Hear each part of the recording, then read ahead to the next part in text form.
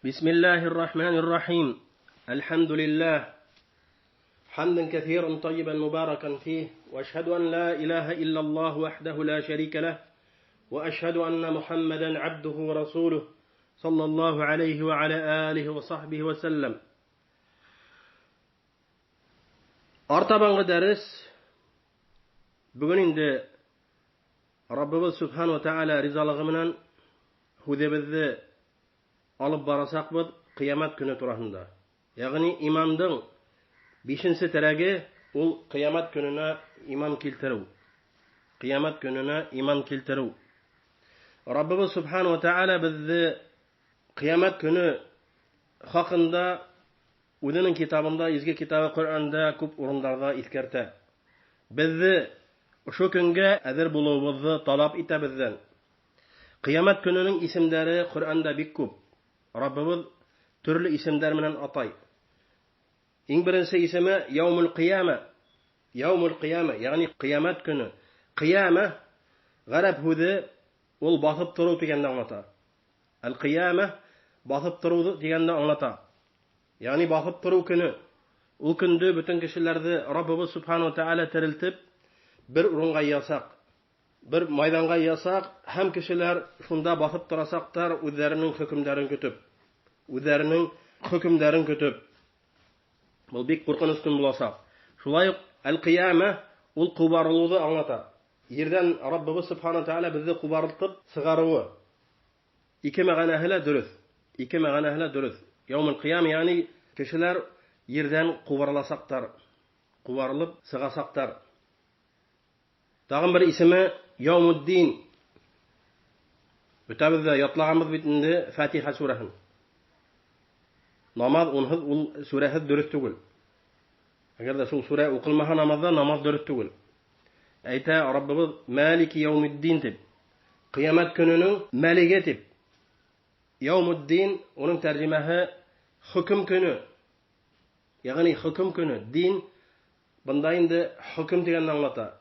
Раббыбыз Субхану ва Тааля бөтен кешелекне хөкемгә тарттырасак, гадел хөкемгә тарттырасак һәм ул көндең Малиге батшаһы. Шулай ук Ал-Яумул Ахир, ахыргы көн дип тәрҗемә итә. Ягъни иң азаккы көн. Ул көндән һуң бер көндә булмаясак. Ягъни кояш чыкмаясак һәм батмаясак. Ул көндә кешеләр хисапка, явапка тарттырасаклар. Шулай ук Яумул Хисаб. Яумул Хисаб. Хисаб көне. Ягъни Раббыбыз Субхану ва Тааля безне хисапка тарттырасак, һорауга тарттырасак. Шулай башка исемдә. Кыямат көненең исемләре Коръәндә бик күп. Коръәндә һәм Пәйгамбәр саллаллаһу алейһи ва саллям сөннәтендә бик күп килә. Инде кыямат көне Раббыбыз Субхану ва Тааля кешеләрне ердән кире сыгарасак, бөтен үлгән кешеләрне һәм индәрне киренән ердән сыгарасак, уларны терелтәсәк. Ягъни уларның таркаган тәннәрен, ергә әверелгән тәннәрен кире йыеп, уларны терелтәсәк. Һәм гадел хисапка һәм явапка тарттырасак. Һәм шулай ук уларны гадел язага тарттырасак. Гамәлләренә карата гадел язага тарттырасак. Ягъни кешеләр ике төркемгә генә бүреләсәк. Яһәннәм әһелләре һәм җәннәт әһелләре. Өченче төркем булмаясак. Булмаясак. Ягъни һин җәннәткә керәсәкһең яки яһәннәм әһеле буласакһың. Аллаһ хаклаһын безне яһәннәм утыннан. Кыямат көненә иман килтерү үч нимәнән тора? Үч иң төп нимәнән тора? Кыямат көненә иман килтерү үч төп нимәнән тора? Беренчеһе кубарылуга, терелүгә иман килтерү. Ягъни без иман килтергә тиешбез. Раббыбыз Субхану ва Тааля кешеләрне яңадан терелтәсәгенә иман китергә тиешбез. Бу терелтү көне. Раббыбыз үзе генә белән ниндидер вакытта бөтен кешеләрне ердән кире сыгарасак. Кешеләр кубарылып сыгасаклар ердән. Буга без иман килтергә тиешлебез. Һәм улар буласак ялангас һәм яланаяк һәм сөннәтләнмәгән килеш. Sünnetlerden kiliş, yani tuğan vakitinde nisi bulganlar, şulay bulasaktar. Şulay bulasaktar. Rabbimiz Subhanahu ve Teala ite, Kema beda'na evvele halqin nu'iduh. Va'dan aleyna inne kunne fa'ilin.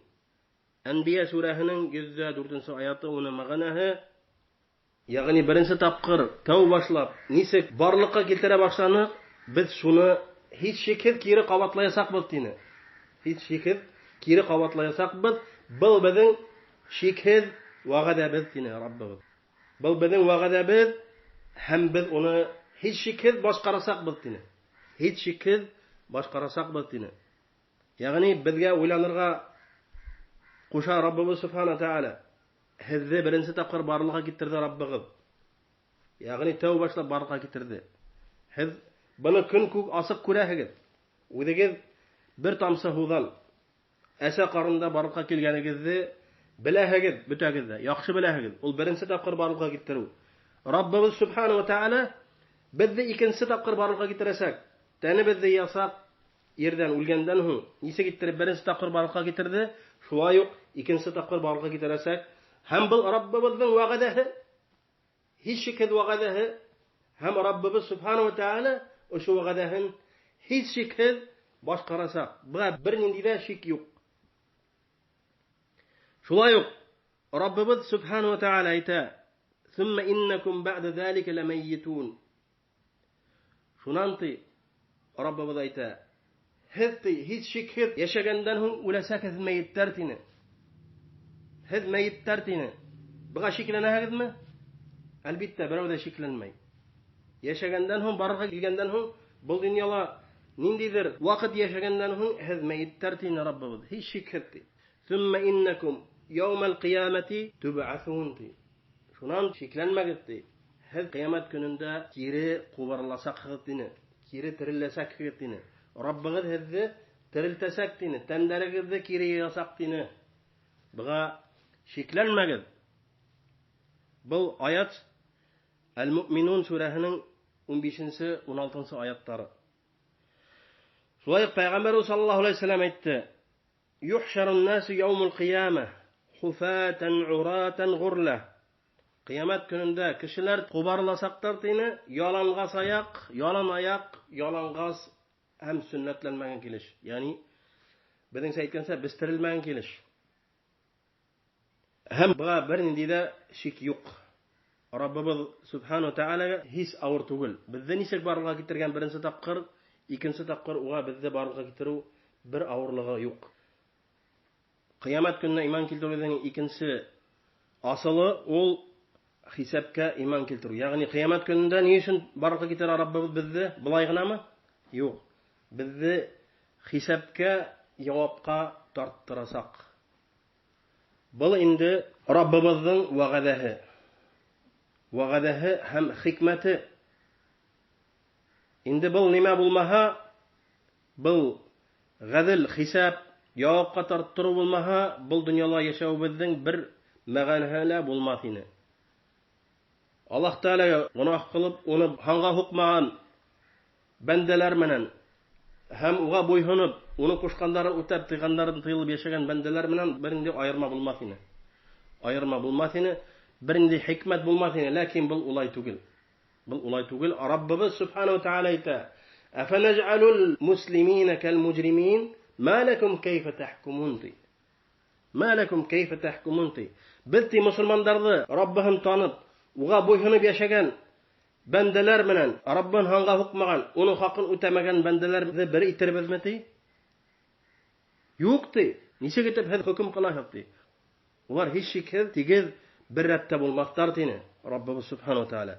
Her birihe cevap biresek kişi bu dünyada nisik yaşaganına. Rabbihi onu barıqa getirgen maksat bilen yaşanı mı yok mu? Rabbimiz bilabız bizi barıqa getirdi o'zinagina ibadat kılırga.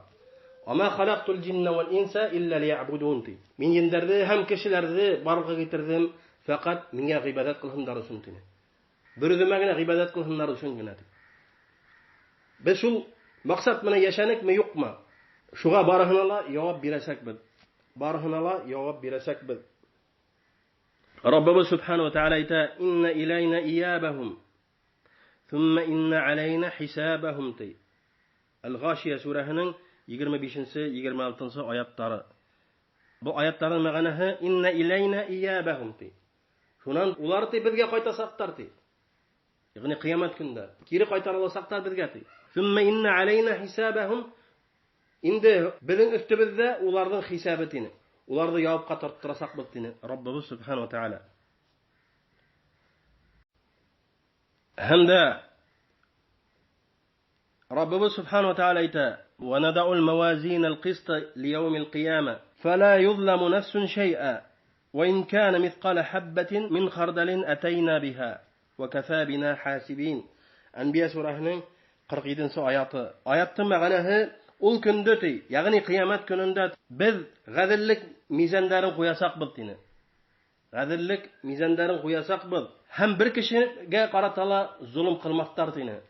Balakagina ishi bo'lsa dey, izga ishi bo'lsa, ham nosar ishi bo'lsa, uni ul ko'rasak dey. Uni bir kitirasak bo'ldini. Rabbim, uni biz unutmayasak bo'ldini. Va kafa bina hasibin, ham hisob qiluvchi bo'larak dey, biz ularga yetarlik bo'lar bo'ldi. Biz ularga yetarlik bo'lar bo'ldi. Rabbimiz subhanahu wa ta'ala. Shulay payg'ambarimiz sallallohu alayhi vasallamning sunnatida hisob turasida bir ko'p so'z bor. Shularning biri Ibn Umar ismli sahabaning hadisi. Payg'ambarimiz sallallohu alayhi vasallam qiyomat kunidagi voqealar turasida xabar etib aytdi. Durustlikda Rabbimiz subhanahu wa ta'ala qiyomat kunida mümin bandani, musulmon kishini boshqa kishilardan qoplar, eshiklar tini. Kishilar ko'rmahanlar uchun, eshitmahanlar uchun ham uga murojaat etasak, Rabbimiz subhanahu wa ta'ala o'zinagina aytasak: "Ata'rifu zamba kaza, ata'rifu zamba kaza." O'sha gunohni bilahingmi, taniyingmi deb. O'sha gunohni taniyingmi deb. Ham kishi aytasak: "Ayy, taniyim Rabbim." Uga uning gunohlarini tanayasak, ham ul kishi o'zining gunohlarini tanayasak, barliq gunohlarni tanayasak, ham o'ylayasak, men ali halak bo'ldim deb. Halak bo'ldim, o'tqa halakdim deb. O'ylar, lekin Rabbimiz subhanahu wa ta'ala uga aytir: "Qad satartuha alayka fid dunya va ana aghfiruha laka al-yawm." Men yashagan vaqtim, dunyoda yashagan vaqtimda ularni ko'rsatmadim seni. Bu gunohlarimni ko'rsatmadim deb. Ham bugungi kunda men gunohlarimni g'afo etdim deb aytir Rabbimiz subhanahu wa ta'ala. Ham uga uning izgi ishlari bilan, izgi amallari bilan, namozlari, uradalari, tavhid bilan bo'lgan kitobini qo'lga tutirasak. Lekin kafir, Rabbihina kufrlik qilgan, Rabbihina shirk qilgan bandani Rabbimiz subhanahu wa ta'ala ul bandalarni butun kishi, butun mahluqlar orasida masxara etasak. Aytir: "Haulay allazina kadabu ala rabbihim, ala la'natullahi ala az-zalimin." deb. O'shalar o'sha kishilar Rabbihina yolg'onlik qildilar deb, uning oyatlarini yolg'onlik qildilar, ham Allohning la'nati zulm egalarina deb aytir Rabbimiz subhanahu wa ta'ala barliq kishilar orasida. Bu hadis endi Buxoriy ham Muslim yindiqlarida keltiriladi. Endi buning turali dalillar, ham oyatlar, ham hadislar bek ko'p. Bek ko'p. Ham biz bitabizda nishlarga tegishli, azr bo'lgan tegishli, o'sha kunga o'zimizga izgi amallar yilga tegishli. Eng izgi amal ul tavhid. Rabbimizni birlav, bir o'zini ibodat qilib, o'sha eng izgi amal, Ham Rabbimiz g'afo etmayasak, kim uga shirk qildi? Kim Allohdan boshqa ilahlarga ibodat qildi? O'zini yolg'on ilahlar olib shularga ibodat qildi. Mayitlar bo'lganmi, payg'ambarlar bo'lganmi, avliyalar bo'lganmi, boshqa nimalar bo'lganmi, shularni Robbihidan boshqa yoki Robbihining aratini shuga ibodat qilsa, u kishini Robbimiz g'afo etmaysa, qiyomat kunida qilgan namozlari, uradalari barihla yo'qqa sig'arlasa qabul etilmas. Allah subhanahu wa ta'ala ayta: "Innalloha la yaghfiru an yushraka bih." Durustlikda Alloh shirk qilgan bandalarni g'afo etmas deydi. Shirk qiluvni g'afo etmas. Va yaghfiru ma duna zalika liman yasha. Ham undan boshqa kisrak gunohlarni kimga tilay g'afo etirtini. Иң зур гынах ул Раббыңды танымау. Иң зур гынах ул Раббыңа буйһынмау. Динне буйһынмау, каршы килү бу иң зур гынахтардан. Уларда Раббыбыз Субхану ва Тааля гафу итмәс. Инде берәй гамәл, яхшы гамәл кылса ла, уны кабул итмәс. Чөнки ул иң беренче булып Раббының хакын үтәмәгән. Шуңа Раббыбыз Субхану ва Тааля уның гамәлләрен юкка чыгарыр. Раббыбыз Субхану ва Тааля әйтә: "Валлазина каззабу биаяtina ва лиқаил ахирати хабитат а'малухум." Ал-А'раф сүрәһенең 147-нче аяты. Безнең аятларыбызны ялган дип шутлаучылар, ялган дип әйтүчеләр һәм кыямәт көн ялган дип уйлаучылар уларның гамәлләре юкка чыгарылды тине. Гамәлләре юкка чыгарылды. Ягъни ураза тутулары, мәсәлән, намаз укулары, кешеләргә садака, изгелек эшләүләре барыһы ла юкка чыгарылса. Юкка чыгарылса кабул ителмәс ди. Ни өчен? Чөнки алар кыямәт көненә иман китермәнләр һәм Раббыларының кайһы бер аятларына иман китермәнләр. Шулай итеп, кыямәт көне бик куркыныч көн. Ул хисап көне. Кеше җавап бирәсәк. Һәм мөэминнәргә, мусламаннарга Раббыбыз Субхану ва Тааля әзерләнү үзенең ярлыгын, үзенең рәхмәтен, үзенең шәфкатен, үзенең ярлыгын әзерләнә. Ләкин зулым ияләренә, küfürlük ияләренә һәм дә ширк ияләренә юк ярлыгы кыямәт көндә. Уларга Раббыбыз Субхану ва Тааля ярлыгамас. Өченче нимә? Кыямәт көненә иман китерүгә кагылышлы нимә? Төп нимә? Ул Җәннәткә һәм Яһәннәмгә иман китерү. Җәннәткә һәм Яһәннәмгә иман китерү. Инде хисап беткәч, җавапка тартыру беткәч, бөтен кешеләр дә гадел хөкемгә тарттырылып, җавап алгач, кешеләр инде ике төркемгә генә бүленәсәк. Бер төркемдәре утка керәсәк мәңгелеккә, икенчеләре Җәннәткә, Җәннәт ләззәтләренә мәңгелеккә керәсәктәр. Һәм өченче төркем юк монда. Һәм бу бик куркыныч нимә? Бик куркыныч нимә, агайны? Һин белмәйсең, һин ут ияләренәнме, Җәннәт ияләре арасындамы? Өченче урын булмаячак. Һәм ул көндә кафир әйтәсәк, ул әйтер: "Я лайтани кунту тураба" дип әйтәсәк. Эй, мин җиргә кире әйләнһәм инде дип. Ягъни бик нык теләр кире җир булырга. Үлеп җиргә әверелүен теләр ди. Ләкин ул булмаячак.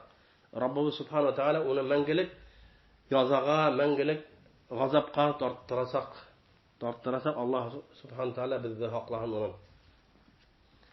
Инде Җәннәт ул мәңгелек ләззәт урыны. Мөэминнәр, мусламаннар өчен әзерләнгән, Раббы тарафыннан әзерләнгән, барлыкка китерелгән урын. Һәм ул бетмәячәк, ул мәңгелек булачак. Кеше унда гәрһә үлмәячәк. Сирләмәй, авырамаячак, сирләмәячәк. Ас булмаячак. Һәм бер касан да үкенмәячәк. Һәм бер касан да кыенлык туймак ди. Һәр вакыт ләззәтләнеп яшәр ди. Һәм Пәйгамбәр саллаллаһу алейһи ва сәллям әйтте: Раббыбыз Субхану ва Тааля үзенең мөэмин бәндәләренә әзерләнгән ди: "Ма ла айнун раат ва ла уҙунун самиат ва ла хатара аля қалби башар." Унда ди, кеше күзе күрмәгән, һәм кеше колагы ишетмәгән, һәм кешенең акылына килмәгән нәмәләр әзерләнде ди. Ничек кенә без уйламасак та, ундагы ләззәттәр акылыбызга килмәячәк. Субханаллах. Яһәннәм инде.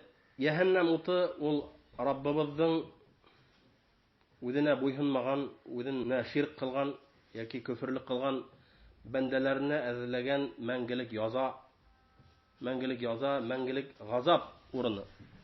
Һәм кеше унда үлмәячәк. Раббыбыз Субхану ва Тааля: "Ваттакун нар аллати уиддат лил кафирин." Куркыгыз кафирләр өчен, имансызлар өчен әзерләнгән уттан куркыгыз дине. Али Имран сүрәһенең 131-нче аятында. Инна a'tadna liz-zalimina naran ahata bihim suradiquha wa yastaghithu yughathu bima'in kal-muhli yashfi al-wujuh bi'sa ash-sharab wa sa'at murtafaqa. Кәһф сүрәһенең 29-нчы аяты. Без зулым ияләренә, ягъни күфрлек һәм ширк ияләренә, уларны сулгап алган ут әзерләнек ди. Һәм улар эсергә харазлар ди, хулхап. Уларга ти эсерләр тинеме? Кайнап торган кайнар һу ирегән тимер шикелле ти.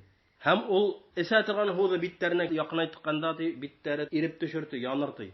Уның эселегенә ти, Аллаһ хаклаһын. Раббыбыз би'са шарабу ва саат муртафaqati. Нинди насар исемлек ти, нинди яман исемлек һәм нинди яман урын тине. Раббыбыз Субхана Тааля күп аятларында, күп сүрәләрендә безне искәртә ут газабынан, ут газабынан.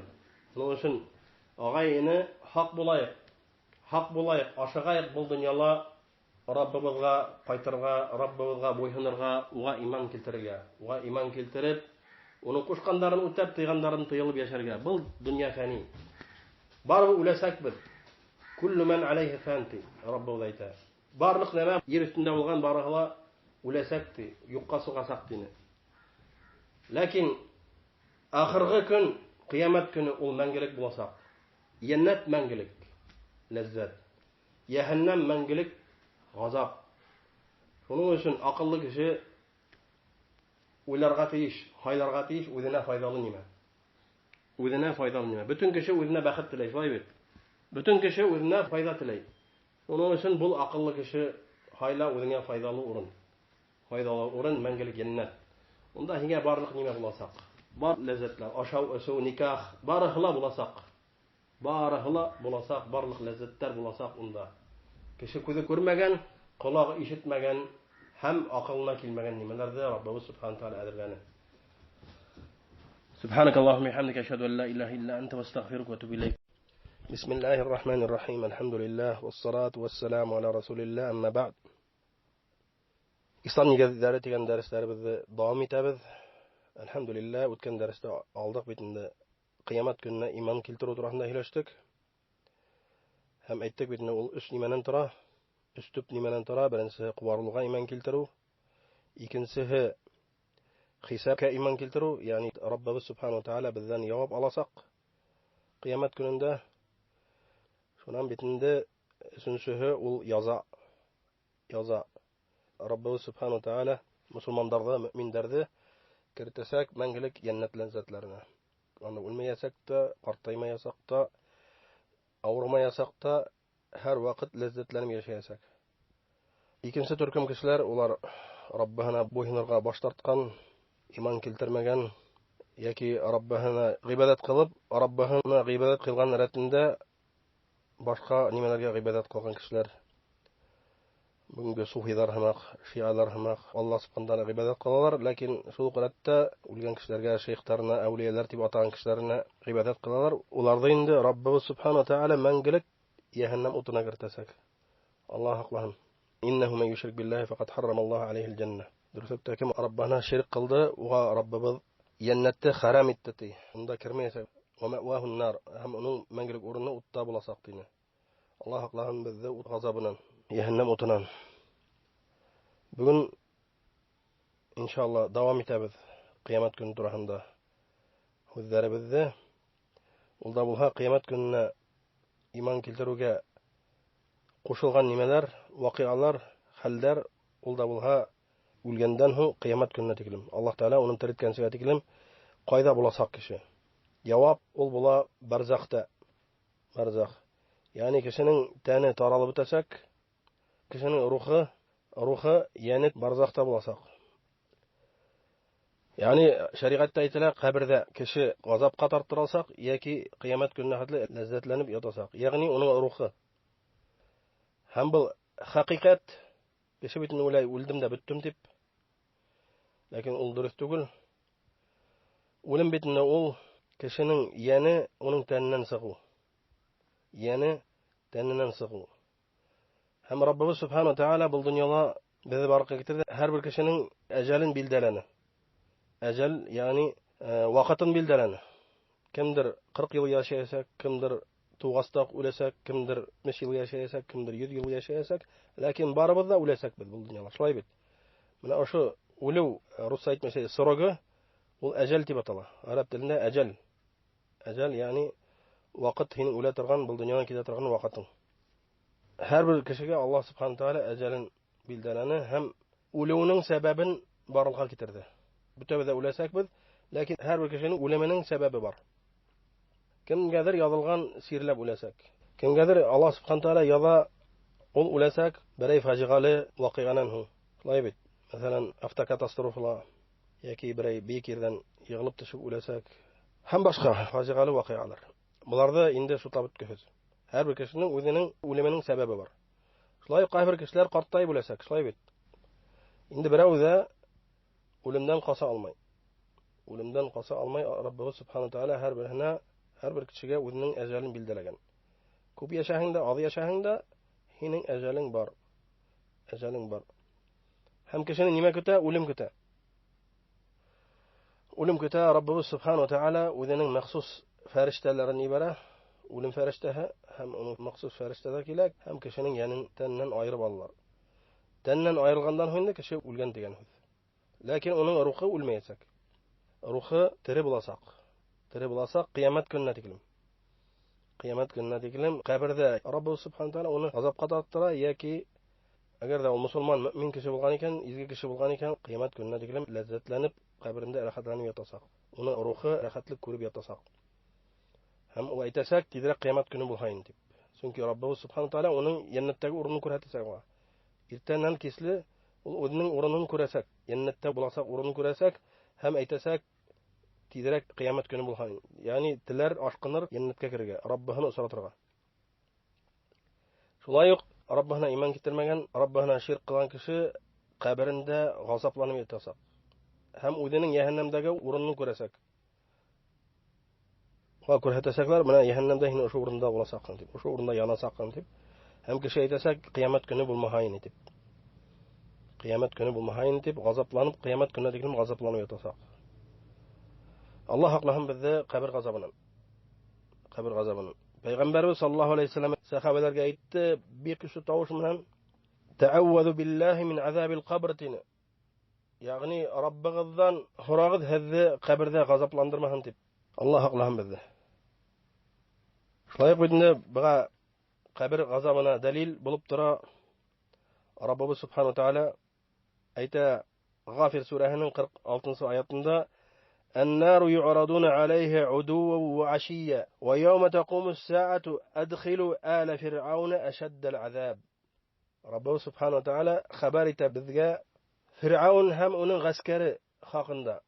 Без беләбез инде, Раббыбыз Субхану Тәала уларны батырып үтерә.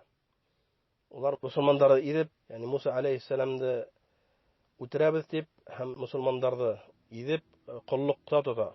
Муса алейһиссалам уны өндәй Раббыһына иман китерергә, ләкин ул баш тарта. Ләкин Раббыбыз Субхану Тәала уны диңгездә батырып үтерә. Уны һәм уның гаскәрен. Бу вакыйганы бөтәбез дә беләбез. Коръәндә язылган моның турында. Шулай Пәйгамбәр саллаллаһу алейһи ва саллям хадисләрендә тасвирлана бу вакыйга. Моны турында һөйләшеп тормыйбыз. Ләкин Фир'аунны бөтәбез дә беләбез. Кем икән? Фараон. Раббыбыз Субхану Тәала уның хәле турында, үлгәндән соң хәле турында хәбәр итә безгә. Әйтә: "Ан-нару ю'радуна 'алейха 'удуwan wa 'ashiyya." Улар иртәле һәм кисле ут газабы белән газапланалар тине. Уларны ут газабына тарттыралар иртәһен һәм кисен тине. Ләкин кыямәт көнендә уларны Фир'аун һәм уның гаскәрен монан да көчлерәк газапка тарттырыгыз, индерегез тине. Раббыбыз Субхану Тәала әйтә.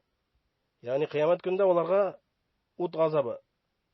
Ләкин әлеге хәлләрендә, барзахта, кабердә булган хәлләрендә уларны газаплайлар. Иртәһен кисен уларны утка кертәләр ди. Уларның рухтарын Раббыбыз Субхану Тәала газапландыра.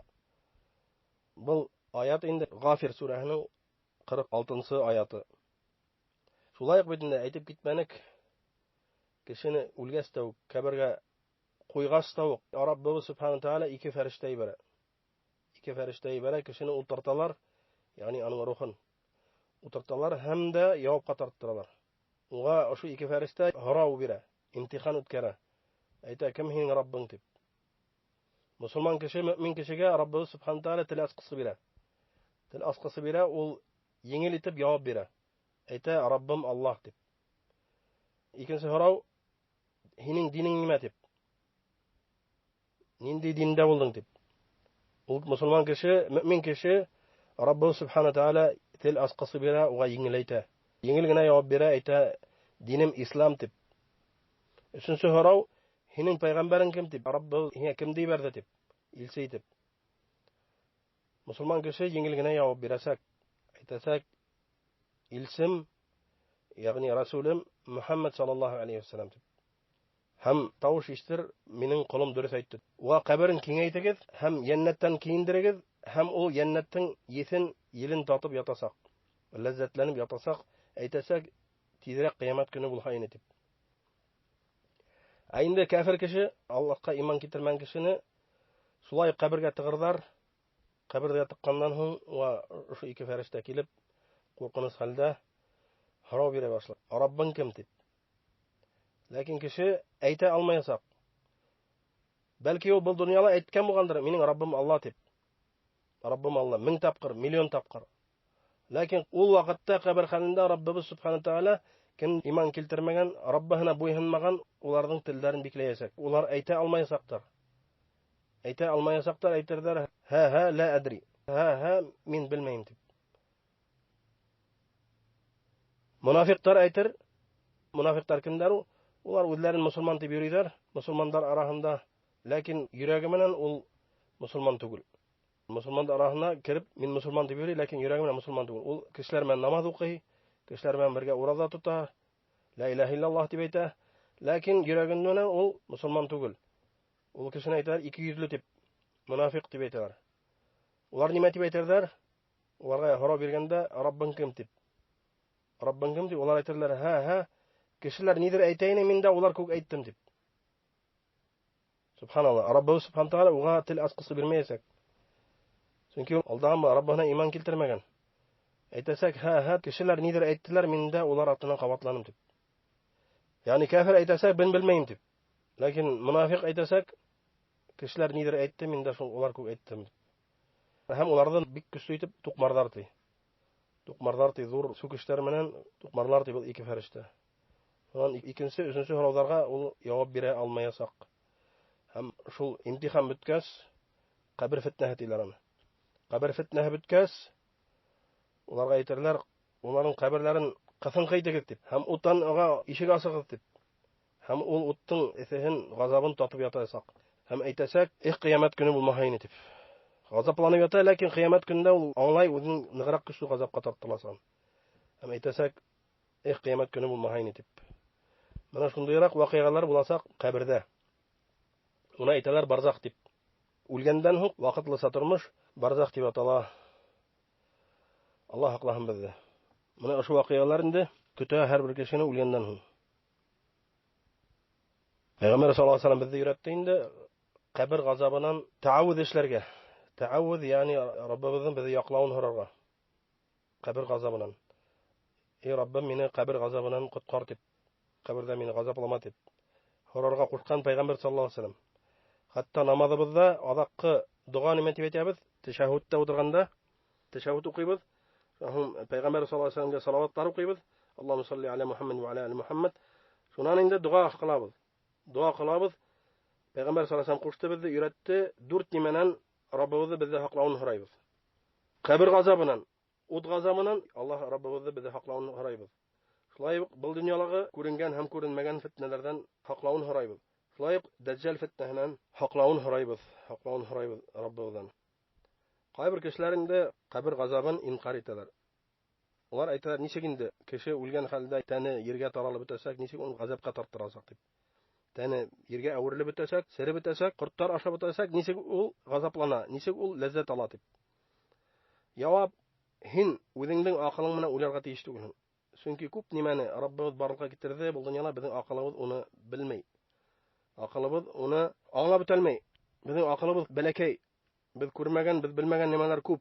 Lakin Rabbimiz subhanahu taala bizge onun turahında haber etti. Hem Rabbimizin ilmi hem kudretinin sigi yok. Qayber kişiler Rabbihi haqında bu dunyolarda bolgan kişiler arasında bolgan rusa etmişler. Nima logika bilen Rabbihine qarata şu logikani kullana. Bu hata zor hata. Hin kişi bilen Rabbingni sagıştırma. Kişi bilen Rabbingni sagıştırma. Bu dunyolarda bolgan logikani Rabbingga qarata kullanma. Çünki ul barlıqqa getirüsi. Peygamber sallallahu aleyhi ve sellem'e kila bir müşrik hem kolunda bola hüyek. Hem Peygamber sallallahu aleyhi ve sellem'e kilala şu hüyekti qusi bilan qasıp untap taslay. Untap taslaydı ayta kim şu sirib bitken hüyeklerdi tiriltar dep. Serip bitken hiyekte kim yiyirti, kim tiriltirti. Qaragdaly ol Rabbahına qarata kişilerge qarata kullanıla turgan, mahluklarga qarata kullanıla turgan logikani kullana. Bu hata elbette. Hem de Rabbimiz Subhanahu ve Teala Peygamber sallallahu aleyhi ve sellem'e ayet indire. Eyte وضرب لنا مثلا ونسي خلقه قال من يحيي العظام وهي رميم. Yani kişine eytati o'zining nisik barlıkka kelganini unutup bizga misal keltiradi. O'sha hüyektarni kim unutalib o'tgan, sirib o'tgan hüyektarni kim tiriltirdi deb aytadi. O'zining nisik barlıkka kelganini unutqanti.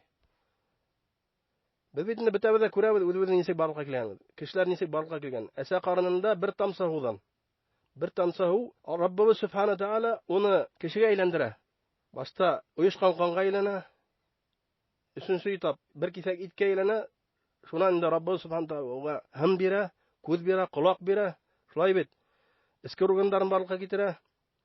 Mihin barlıkka keltiradi, nervni sistemani barlıkka keltiradi, barlık nimani barlıkka keltiradi. Kamillashtiradi, shundan so'ng bola tuva.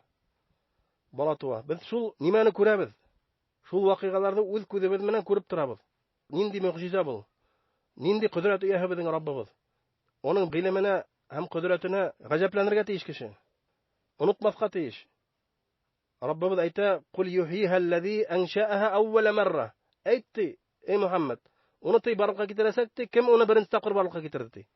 Nise senin taningda yığıp bir tamsadan başlap, şondan taningda yerden yığıp, yerden. Çünkü eseyin nime aşanı? Yerdagi bulgan yemişlerde aşay. Yerdagi bulgan yemiş qayan o'sa? Elbette yerden. Şolay bulgan senin taning yerden yığıldı. Rabbimiz Subhanahu Teala hintaningda yerden yığdı. Yerdagi bulgan maddelerden yığdı. Şolay tugilmi? Bu bik gajab ko'rinish. Şolay etip hini birinchi tapqir nisik barlıkka getirdi, nisik hintaningda yığdı, ikinci tapqir Rabbing hini şolay yasak. Uga hiç qiyin tugul. Rabbingni büyükle. Büyükle onun büyüklüğünü anla. Kişilerge, mahluklarga qarata kullanılan logikani kullanma o'zining Rabbingga qarata. Ko'p kishilar adashdi, chunki ular kullandılar o'sha yabay logikani Robbilarına qarata. Uga qarata unday logika kullanılmay. Chunki Rabbimiz ayta: "Laysa kamithlihi shay." Bir nimala unga o'xshash tugul tini.